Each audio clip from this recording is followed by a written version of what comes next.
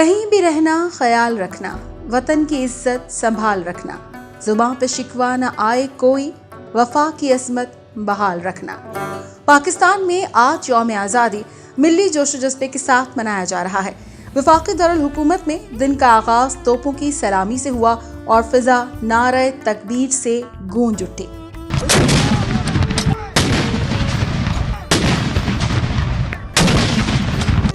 نماز فجر میں ملکی ترقی، سلامتی، یکجہتی، امن اور خوشحالی کے لیے خصوصی دعائیں کی گئیں۔ پرچم کشائی کی مرکزی تقریب ایوان صدر اسلام آباد میں ہوئی، جس کے مہمان خصوصی صدر عارف علوی تھے۔ کراچی، لاہور، پشاور اور کوئٹہ سمیت چھوٹے بڑے شہروں میں یوم آزادی کے حوالے سے تقاریب کا اہتمام کیا جا رہا ہے اور ریلیاں نکالی جا رہی ہیں۔ بانی پاکستان قائد اعظم محمد علی جناح اور مفکر پاکستان ڈاکٹر علامہ محمد اقبال کے مزاروں پر گارڈز کی تبدیلی کی پروقار تقاریب منعقد کی گئی۔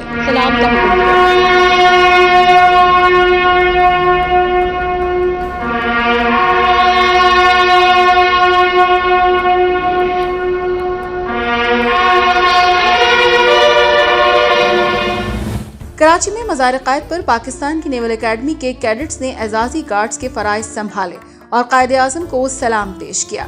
تقریب کے مہمان خصوصی کموڈور سہیل احمد تھے، جنہوں نے مزار قائد پر پھول رکھے اور فاتح خوانی بھی کی۔ ادھر شاعر مشرق ڈاکٹر علامہ محمد اقبال کے مزار پر پاک فوج کے چاق و چوبند دستے نے گارڈز کے فرائض سنبھال لیے۔ رات گئے 12 بجتے ہی ملک کے مختلف شہروں میں شاندار آتش بازی کا مظاہرہ کیا گیا۔ شہر شہر چراغاں، نوجوان سب سلالی پرچم اور جھنڈیاں لیے سڑکوں پر نکل آئے۔ خواتین، بچے، بڑے سب پرجوش دکھائی دیے۔ گلیوں، شاہراہوں، چوراہوں کو برقی کمکموں سے سجایا گیا اور سرکاری عمارتوں پر چراغاں کیا گیا۔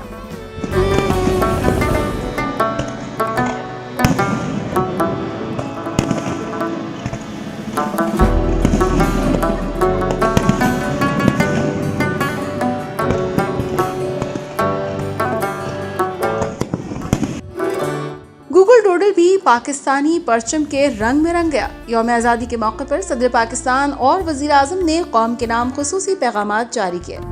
صدر مملکت ڈاکٹر عارف علوی نے قوم کو آزادی کی مبارکباد دیتے ہوئے اپنے پیغام میں کہا کہ پاکستان 74 سالہ سفر کے دوران بہت سے چیلنجز میں سرخرو ہوا۔ اب بھی سماجی اور معاشی محاذوں پر مختلف چیلنجز کا سامنا ہے، جن سے ہم نے چھٹکارا حاصل کرنا ہے۔ وزیر اعظم عمران خان کا اپنے پیغام میں کہنا تھا کہ پاکستان آج اقوام عالم کے مابین سر اٹھا کر کھڑا ہو سکتا ہے۔ پاکستانی عوام کی فلاح بہبود اور خوشحالی پر توجہ دے رہے ہیں۔ ان کا کہنا تھا کہ پاکستان کشمیریوں کی بھرپور حمایت جاری رکھے گا۔ افغانستان میں امن و استحکام کے لیے بھی پاکستان سیاسی حل کی حمایت جاری رکھے گا۔